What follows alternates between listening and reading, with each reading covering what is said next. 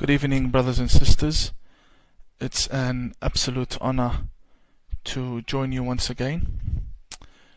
I'm just waiting for the delay to pass. Wait for a few more brothers to gather before we begin. And I'd like to wish you all a wonderful Eid, a happy, wonderful day where you can all be blessed. And thank you all very much. I'm just checking the sound. Wonderful. Alright, excellent. Second episode of Sharia Talk, a special edition for the special celebration of Eid, what the fatwa is going on. And in reality, we have a big problem with fatwas. Today is a happy day. Let us take a look at some of the extremely funny fatwas that have been going on in the history of Sharia law. Now, of course, I've shown you the fatwas mentioned in the Bukhari in the first episode of Sharia Talk, where we showed how when someone is sick, they are ordered to go and chase a camel, to drink from its urine and drink from its milk. Then, when they finish drinking the urine, they kill the owner of the camel and they steal the camel. The Prophet, their version of the Prophet Muhammad, the version of the radicals, hears about this incident. He brings them to his house. He chops their hands and legs. Clearly it states in Arabic, فَقَطَعَ أَيْدِيَهُمْ وَأَرْجُلَهُمْ. He chops their hands and legs. Then he سَمَّرَ أَعْيُنَهُمْ. He placed nails within their eyes. This is medicine, Sharia medicine. We gotta have to accept it. But there are modern fatwas. We can say, okay, we have these fatwas that existed in the past, and these rulings and teachings. But what about now? Now that we've come into these modern eras of technology and civilization and human rights for all, and we're past all of that nonsense. What do we have to deal with now as Muslims? What really needs reform? Why reform in the first place? What is going on? Firstly, the first WTF, what the fatwa, is the fatwa to kill. If I don't like you, you write a book against me, then it's okay for the Islamic scholar to issue a fatwa against the person they don't like and tell their followers to go around and killing them. And this has happened. We're not speaking about something that occurred on the moon. This is something that occurred here on this planet of ours. Khomeini issued a fatwa against Salman Rushdie. Now Khomeini, he was a genius. I'm not saying Khomeini was an ignorant person, and the main reason why we hold him accountable was because he was a knowledgeable person. No one can deny that. Khomeini was a knowledgeable person, the leader of the revolution of Iran. But sometimes these knowledgeable people, they suffer from some sort of they live in their own world. I don't want to say mental illness, but sometimes too much power is dangerous. So he issues a fatwa against Salman Rushdie for publishing the satanic verses. Salman Rushdie insulted the Prophet Muhammad. The funny thing is, during the life of Prophet Muhammad, people used to insult Prophet Muhammad, spit at him, throw rocks at him, and Prophet Muhammad never killed one of them. His companions were murderers, yes. As for he himself, he used to run away from them. And history says that he fled from Mecca, his hometown, for 8 years, and he lived in Medina. And he returned when he was stronger. Why would you kill someone for the Prophet Muhammad because they drew a cartoon? These fatwas of killing, these need to stop. You don't kill people because of the way they think. People think differently. They study certain historical, political figures differently. And according to our own understanding, we see things differently. We don't kill people for how we think. This is the first problem when it comes to fatwas. The fatwa of death. If I don't like you, I kill you. That is disgusting. That is not the way human beings should be. And this obviously stems from serious roots within the history of this religion. Yes, it emerged as a religion of peace. All religions have to emerge as religions of peace because that's how they can gather an audience, a following.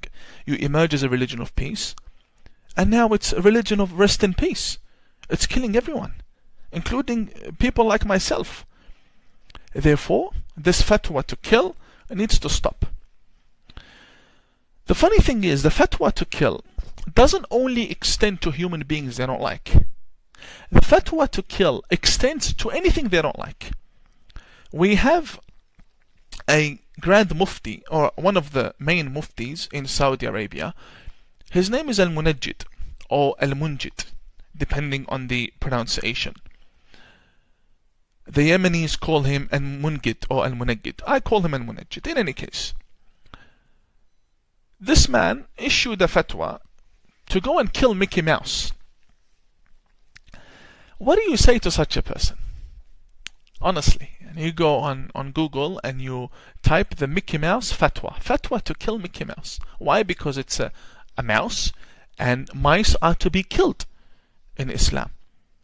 So Mickey Mouse, and he says, this man with no shame, he says on national TV, he didn't tweet this, he didn't post it on Facebook to say that his page was hacked by someone. No, he came out on national TV and he said, Mickey Mouse is to be killed في جميع الحالات. In all conditions, you need to kill Mickey Mouse.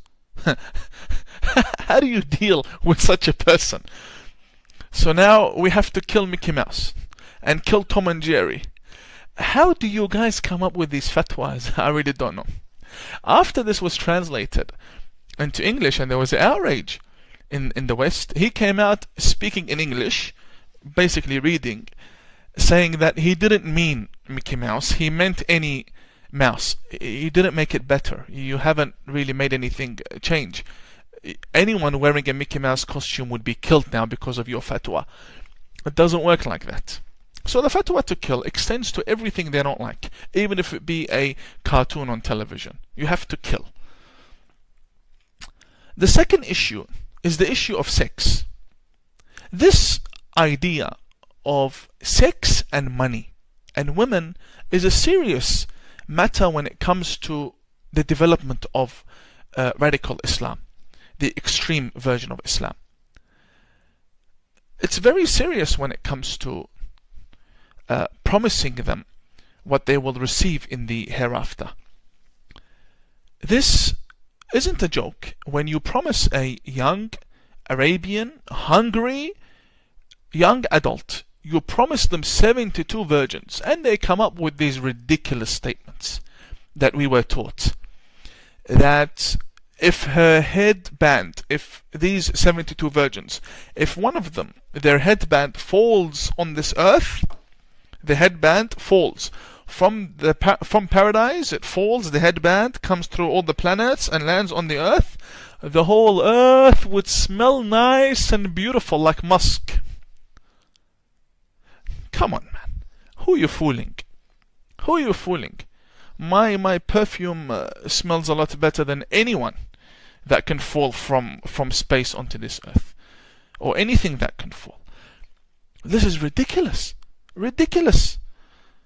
That if the headband of one of the 72 virgins falls, everyone will smell it at the same time. Beautiful, will have a massive, massive wave of perfume. What's going to happen to this hungry young adult? And when I say hungry, I'm not here trying to insult or offend anyone.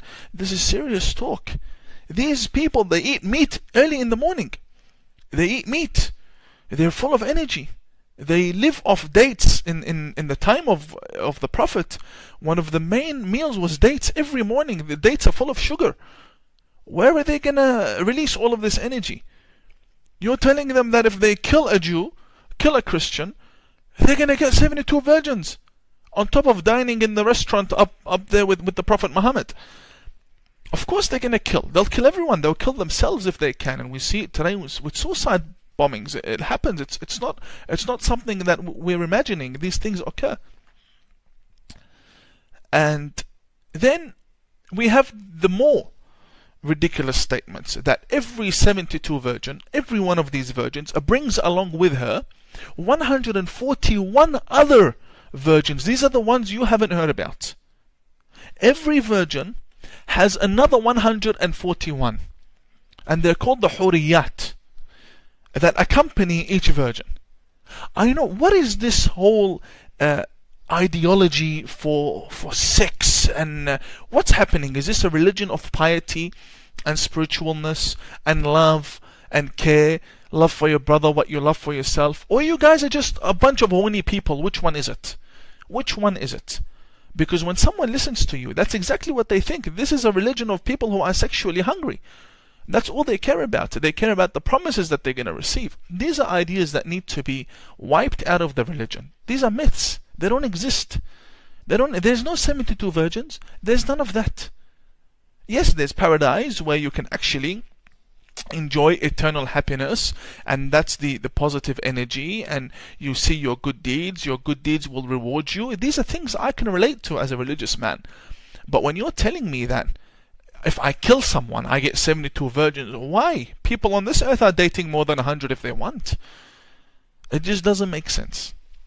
And what makes it worse is the fact that some Imams will tell you, no, the number 72, the amount 72 doesn't literally mean 72, it means many, so it could be more. It keeps getting worse and worse.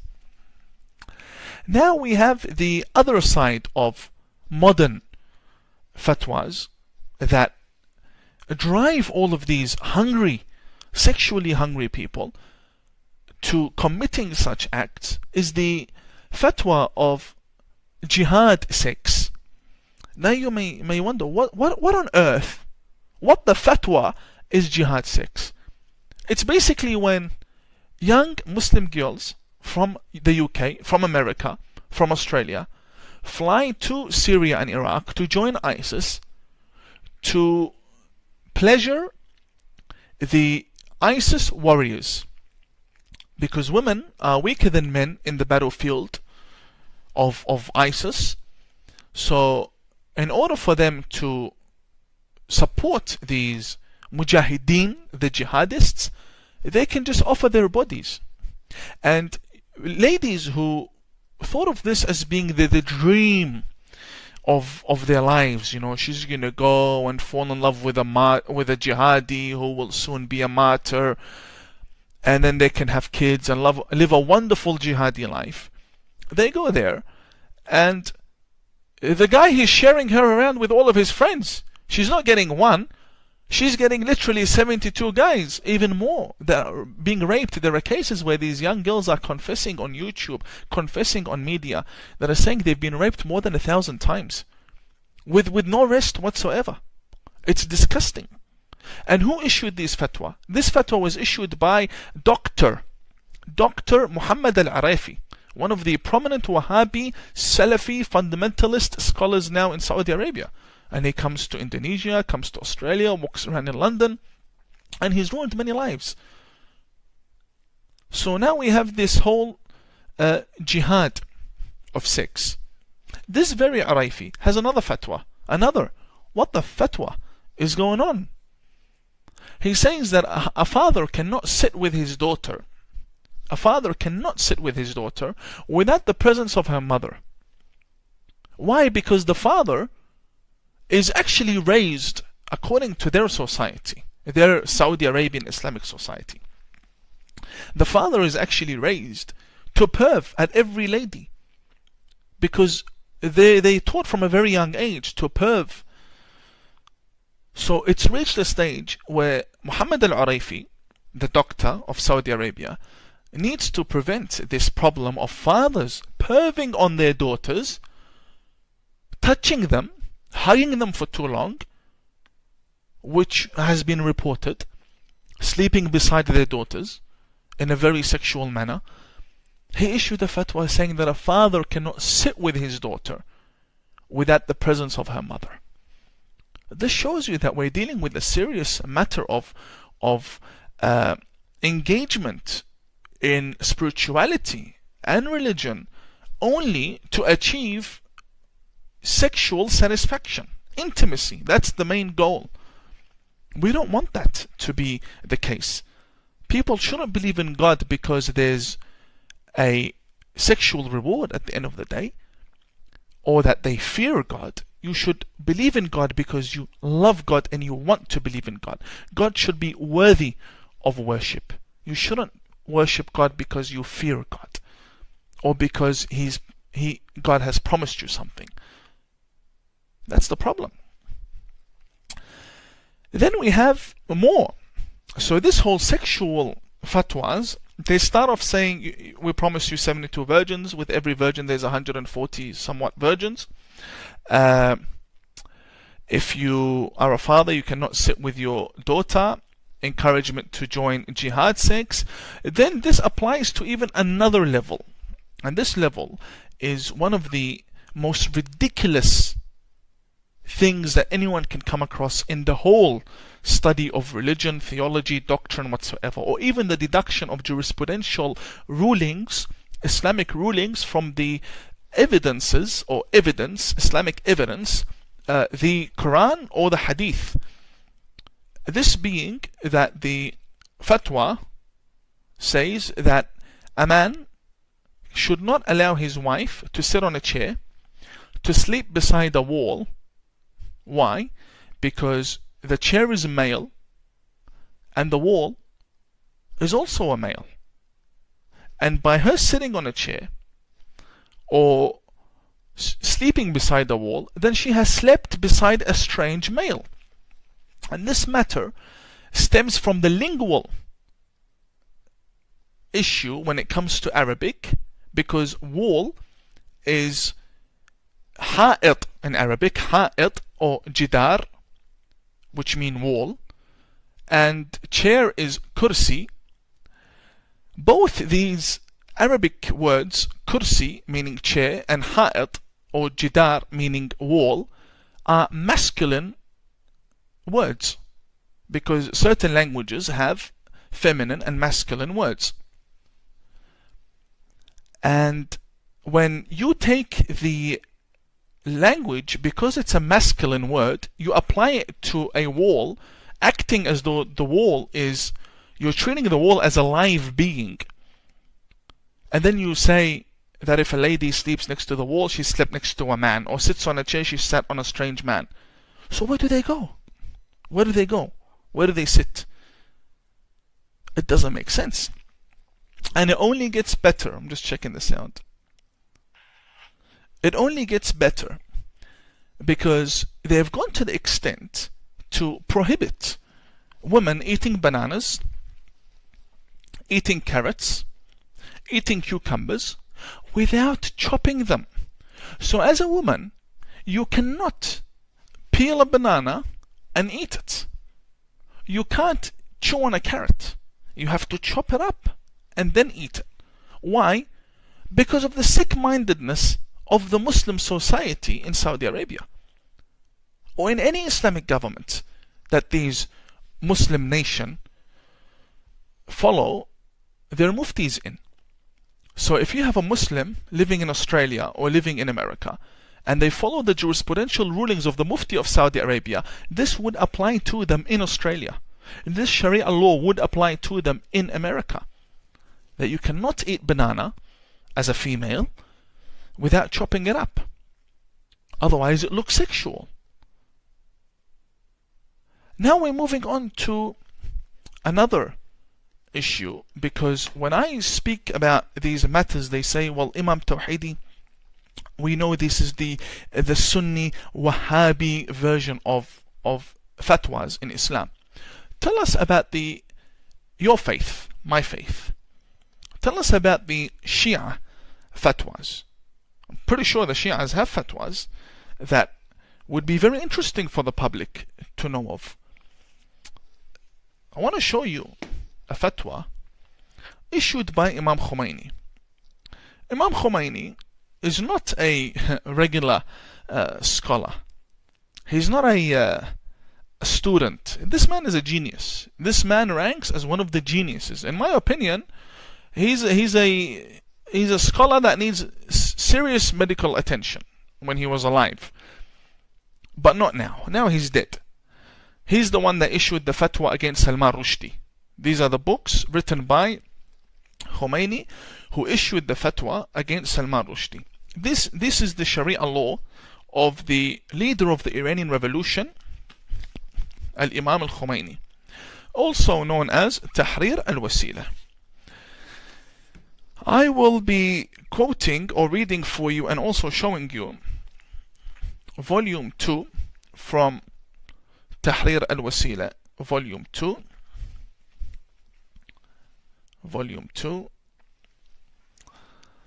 if I may just, yep, volume 2 from Tahrir al-Wasila. That's the name of the book, Tahrir al-Wasila.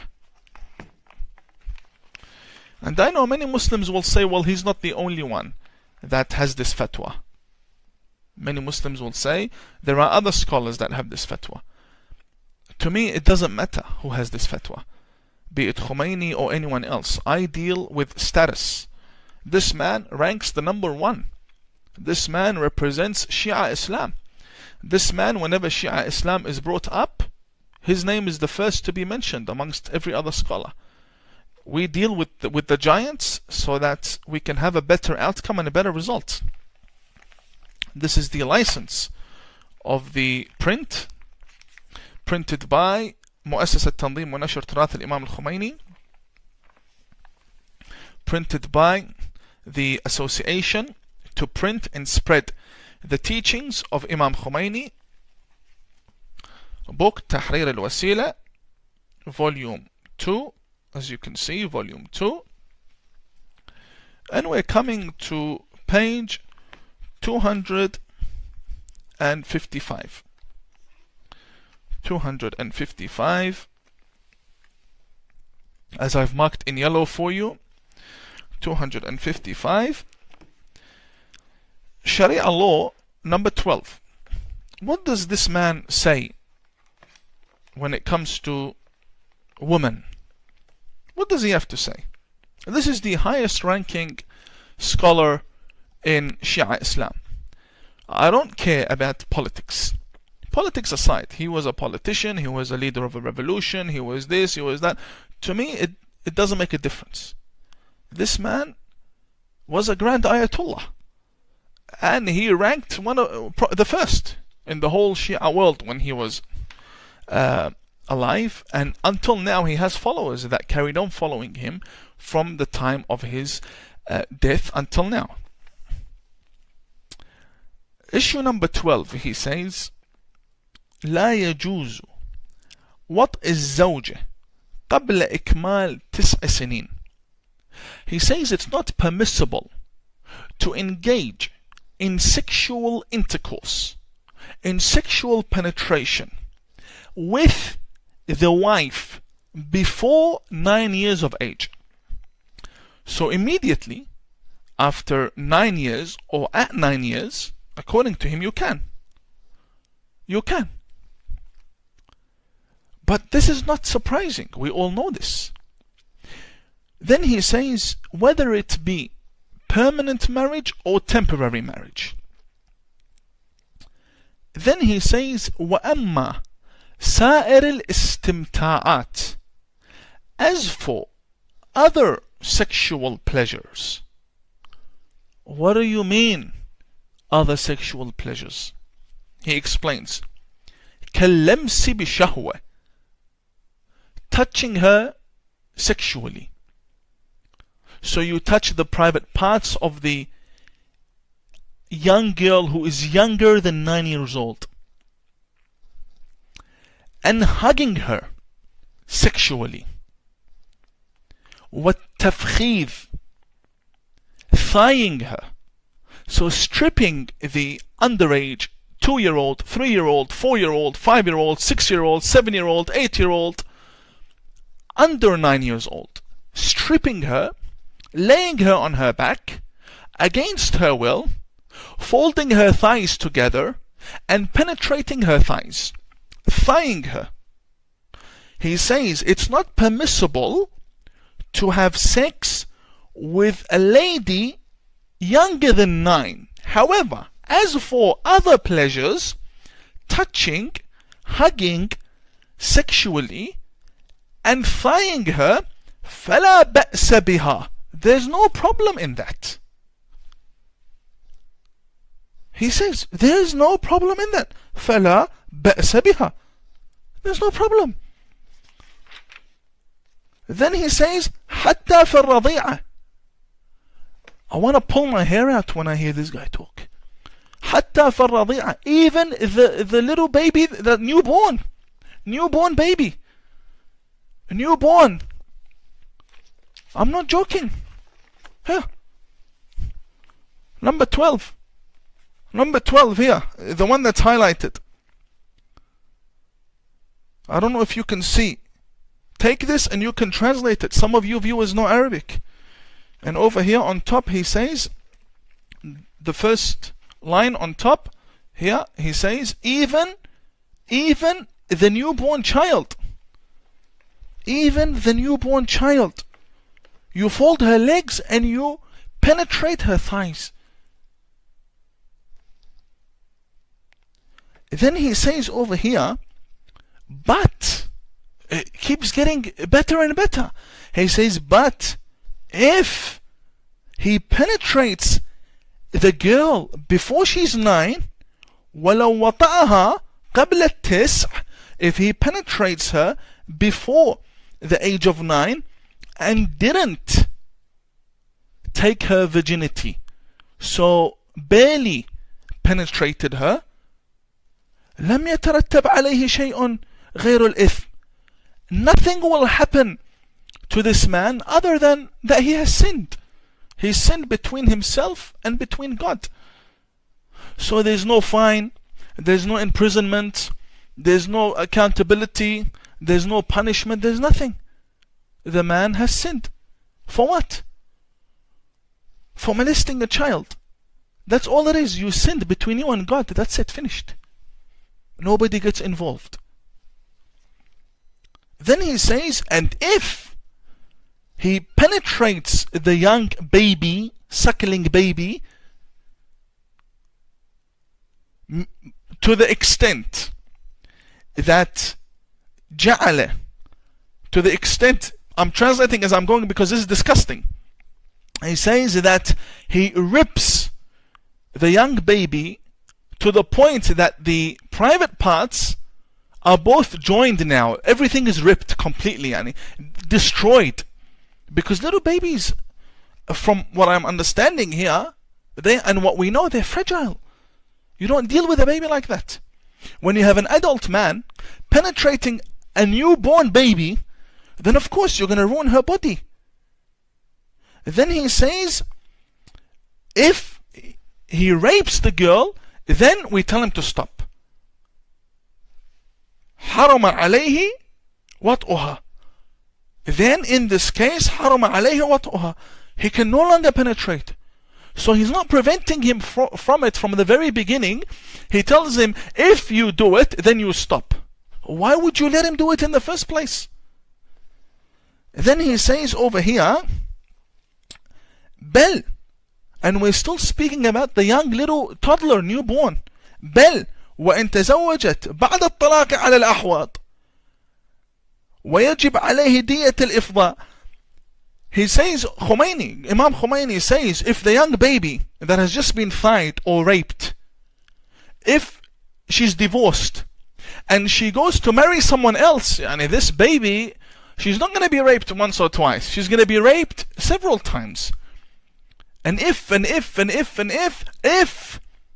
she gets married, the little baby girl, after the divorce from the first rapist, he needs to give her, the little girl, the penance, the fine of making her bleed when ripping her body in half, basically.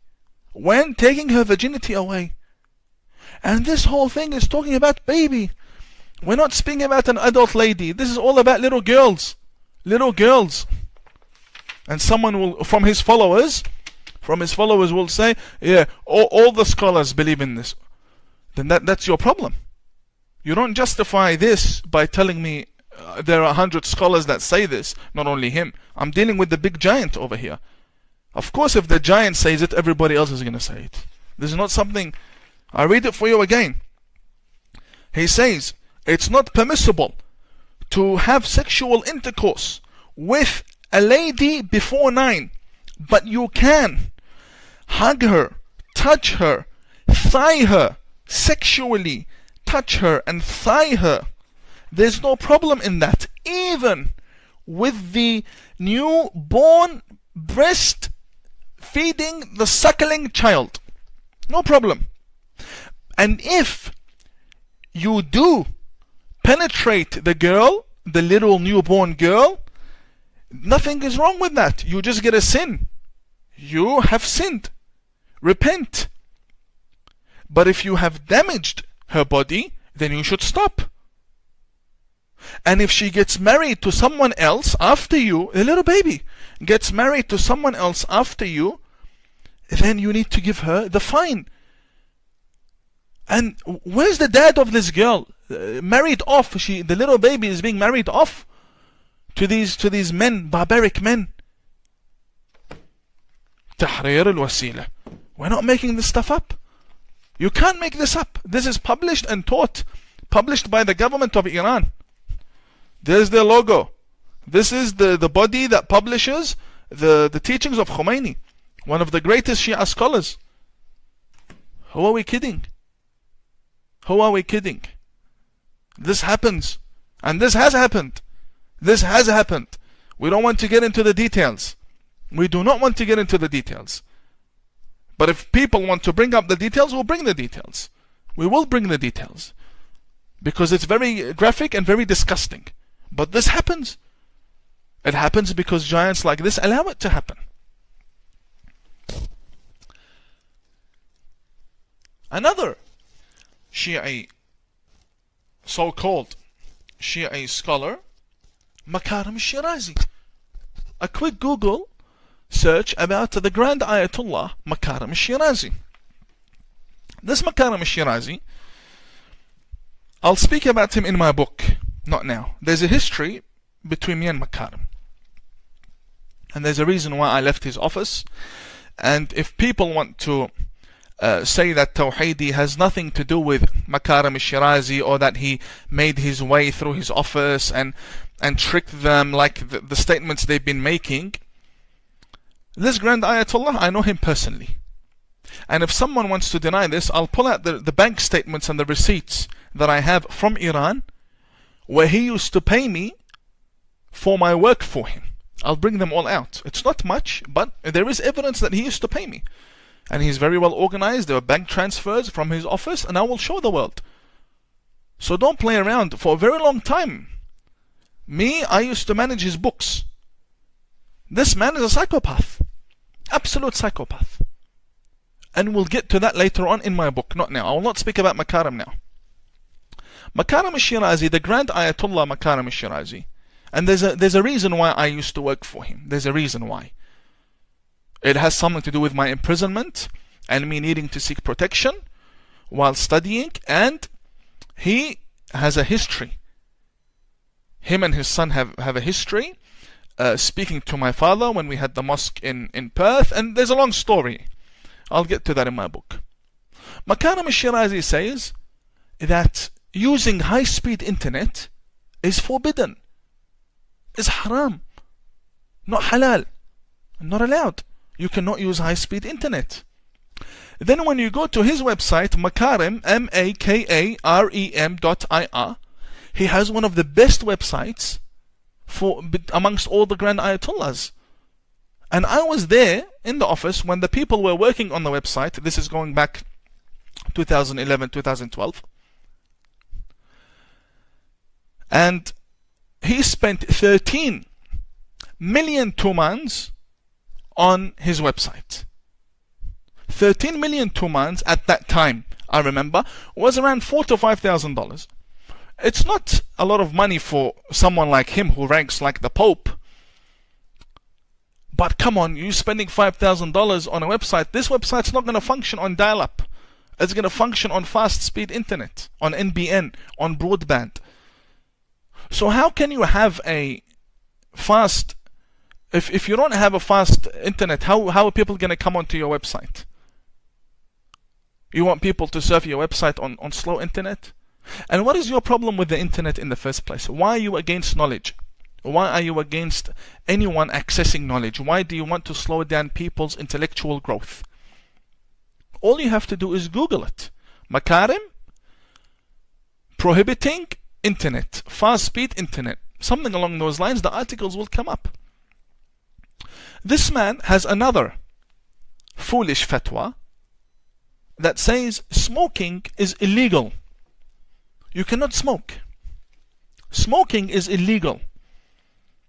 Now this man obviously doesn't know his jurisprudence at all, because the harm that is haram in Islamic jurisprudence is the harm that affects you immediately. So if a human being smokes and instantly dies, knows that they will die, or that a limb would stop functioning, they can't see anymore, they can't move their hands anymore, their legs will stop working, or that one of their powers, their human abilities, will stop functioning. So if they smoke now, out of certainty 100%, they will no longer be able to conceive children. These three categories are what make any harm haram, prohibited. Not any harm is haram. Fast food is harmful for the body. Taking a shower and sitting beneath the air conditioning system is also harmful. You'll get sick. Walking in the rain can get you sick. Speeding can get you sick. Boxing can get you damaged sometimes. Many of the scholars smoke. Yes, maybe if you can get hurt seriously from these three categories, it's not haram, it's not prohibited. He doesn't know his jurisprudence, doesn't know his fiqh. And there are many issues with Makarim al-Shirazi and his Islamic jurisprudence, especially when it comes to Hajj, and the religion says you need to throw irmi, throw the stones, irmi al-jamarat in Hajj. He says ilqi, you can throw it in the pit. He doesn't know the difference between ilqi and irmi, and he's been refuted by many people like Sheikh Ali al-Qazwini, the son of the representative of Sayyid Mahmud al-Shahrudi, and so on. These are internal issues that these people. But my point is, the leader of the Islamic revolution now, Khamenei, the leader of the Islamic revolution, Khamenei, the current leader, he smokes. He smokes like a maniac. Literally smokes like a maniac. One after the other, one after the other. So if, according to Makarim al-Shirazi, smoking is haram, and any haram prohibited act is committed in public, then that is open fisq, sinning openly. Then you're a fasiq, which means then you are not just anymore. No one can pray behind you. So according to the opinion of Makarim al-Shirazi, Ali al-Khamenei is a fasiq. Ali al-Khamenei is as a sinner, a public sinner. Then ya clown, why do you pray behind him? Why do you pray behind him? I don't know. In any case, now we have to take a look at one of the most notorious criminals when it comes to Islamic governance, and that is the leader of the current Islamic revolution of Iran, Sayyid Ali al-Khamenei. Ali al-Khamenei, this guy is something else, honestly. Someone who used to chant the names of the saints when he was coming out of his mother's womb, according to his representative. That the moment his mother was giving birth to him, he was yelling, Ya Ali, in honor of one of the Shia Muslim saints. Why are you lying? Do you see the Pope coming and claiming that when he came out of his mother's womb, he was yelling, Oh Jesus? Or that when a rabbi came out of his mother's womb, he was yelling, Oh Moses? Why are you lying for? And this is all documented online. Khamenei yelling, Ya Ali, when coming out of his mother's womb. This is ridiculous. Absolutely ridiculous. Now, Khamenei is a serious joke. And many people will say why. Let's take a look at the supreme leader of Iran. This is the man that makes all of these fatwas, and he apparently enforced once again the fatwa against Salman Rushdie, and he revived it, and he said, yes, it's still on, we will not withdraw the fatwa, Salman Rushdie needs to be killed for publishing the satanic verses. This man is a clown, because he was born in 1939, which makes him 77 years old. He was elected supreme leader of the Iranian Revolution after the death of Khomeini. He was elected in 1989, which makes him 49 years old. From 1989 until now, 28 years, he hasn't studied. Because you cannot study if you're a grand Ayatollah. Who do you study under exactly? Who is going to teach the supreme leader of Iran? He's the boss. He's the one that teaches everyone. And you don't get elected to the position of supreme leader unless you're an Ayatollah. This is according to the committee of Majlis al-Kembangkan that elects Maraja' Taqleed. You can only be elected if you are an Ayatollah. But Khamenei wasn't an Ayatollah. And neither did he study after that. So for 28 years, right now, going back 28 years, he never studied. Where did he study? Who did he study under? Nobody. So 28 years, and during the time of Khomeini, he was also not studying. Because the revolution happened in 1979, Khamenei became supreme leader in 1989. So in 1979, the revolution began, Khamenei was at war. From 1989 to 1979, that's 9 years. The war with Saddam Hussein against Khomeini was for 9 years, 8-9 years. Give or take a few years coming back and forth. Point is, he was in the battlefield for 8 years. At least 8 years, if not 9. So, up until the age of 40, the man was busy with other things. We're going to get to them. But from 40 up until 77 years of age, so from 40 to 77, he didn't study. He didn't study because the Iranian Revolution began in 1979. And he went to war for 8 years. Then Khomeini died. In 1989, he became the supreme leader at 49. From that time until now, he's 77. Khamenei didn't study under anyone. There's no record of that. So he was 40 when all of this began. But we will take from the 40 another 5 years, because before the 1979 revolution, we had Khomeini being exiled, and he himself was imprisoned. This is from his very website. I'm reading now that Khamenei, the supreme leader, is a fraud. It says in his website, now he was detained in Tehran's notorious police Sawak joint prison for many months. This had been his most trying imprisonment. And Khamenei has this to say about the barbarous treatment of the detainees. Then he says, 1975 he was freed, again sentenced 1976, again 1978. Then at the end it says, thus after nearly 15 years of bearing all sorts of torture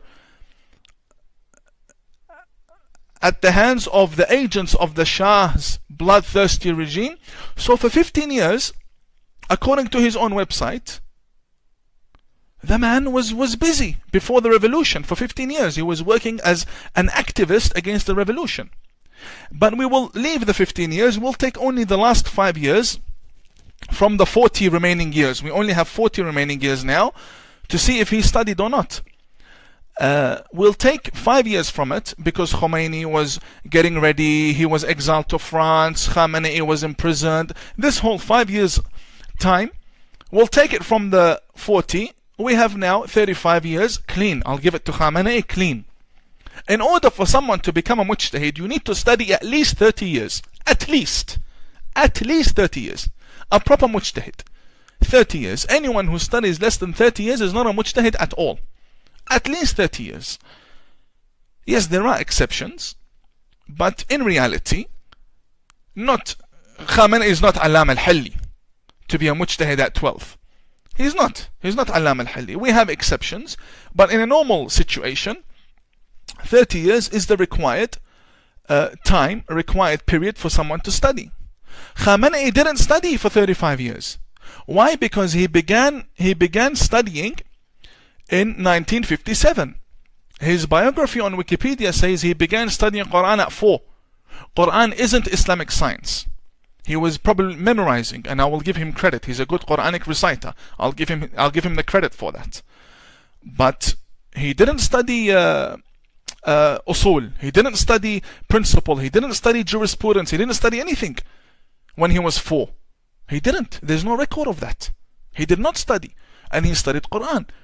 If you want to say that Khamenei studied Quran and that is enough, then he and the Grand Mufti of Saudi Arabia are equal in knowledge. Because the Grand Mufti of Saudi Arabia also studied Quran. There's nothing special if you study the Quran. So what? Because if you study the Quran, it doesn't make you qualified to deduct rulings and become a leader in religion.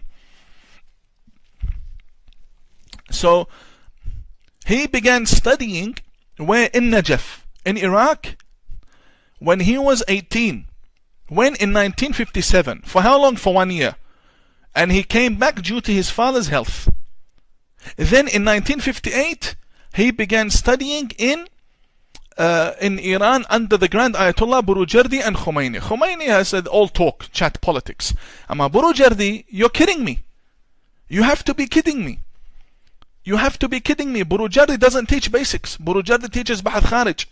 Grand Ayatollah Burujerdi, who used to have conversations with Einstein, teaches Khamenei, who hasn't studied anything.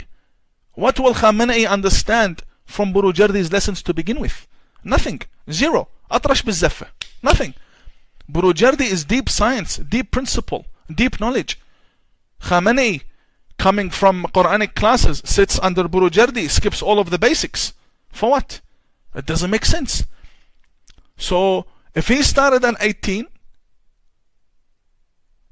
out of the 35, that means we have 17 years. What about his trip to Russia? What about his imprisonment in the time of the Shah again? And his trip to Russia and his high school studies? And how many hours did he study from these 17 years? And then his marriage and his trips and his time in presidency.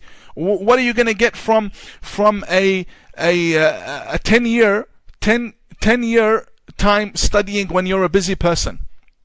When did you study, Ya Khamenei?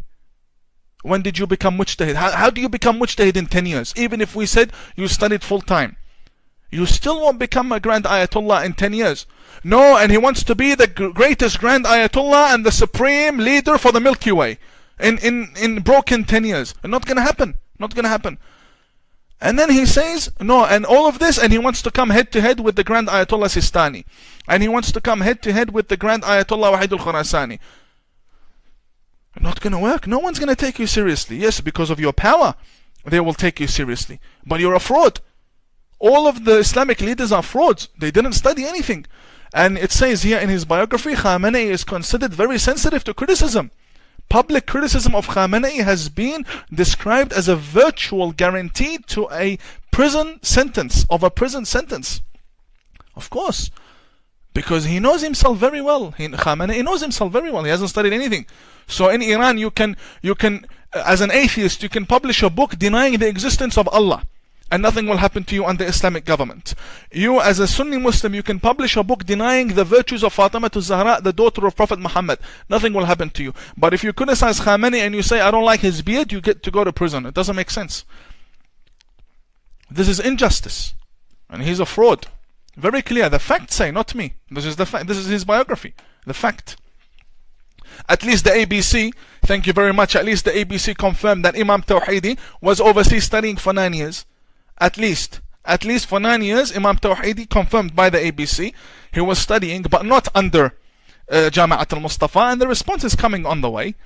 The response is coming on the way to prove their lies, but for now, I say Hassan Nasrallah is 10 times more knowledgeable than Khamenei.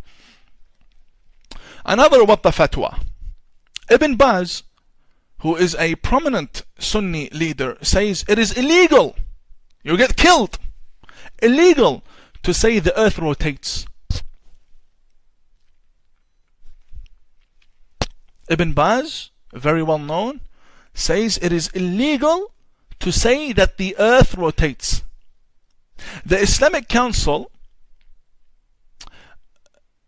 Al-Majlis, that's the name of it in Arabic, Al-Majlis Al-Da'im Lil-Ifta' or Al-Majlis Al-Ifta' Al-Da'im, the permanent Islamic Council for Fatwas, 9 years ago, under Fatwa number 21,409, issued a fatwa saying it is illegal to gift roses.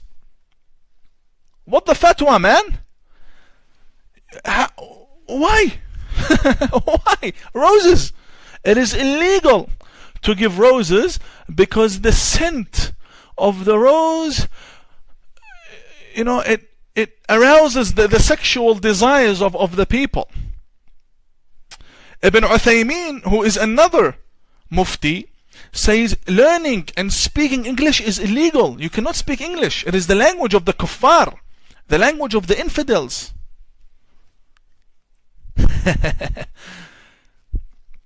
English is illegal. Roses are illegal. The earth rotates is illegal.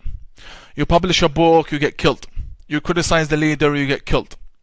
If you want to sit with your daughter, you need a mentor, you need a mediator, you need your wife. Then there's a new fatwa that says if you wear a hat, and this is a man, elderly man, white beard, prominent Grand Mufti, comes out and his lecture is on YouTube. They ask him, is it permissible for someone to wear a hat? Like this is my fake sheikh hat. Is it permissible for someone to wear a hat? He says, it is illegal to wear a hat. I'm not joking. If you comment for me in the section below, I'll get you the link. I'll get you the link and you can go and laugh at them. It's in Arabic, but you might find the English subtitle for it. Illegal to wear a hat. Illegal for a female to drive. Funny fatwas, man. I don't know where you guys pull these fatwas from. On top of all of this sexual hunger that we see in the Islamic books of law, we have these ridiculous statements. Mickey Mouse and Tom and Jerry, and everyone gets killed apparently. In any case, may God bless you all. It has been a wonderful time addressing you. I really hope you had a laugh from all of this, because I honestly spend lots of time laughing when I prepare for this. Thank you very much for assisting me in reaching 40,000 likes. I appreciate it. And wait for my next announcement Monday evening, where we shall be announcing the first venue of my first professional lecture on national security in Adelaide. I invite you all to come. May God bless you all and may God be with you. Thank you very much and have a lovely night.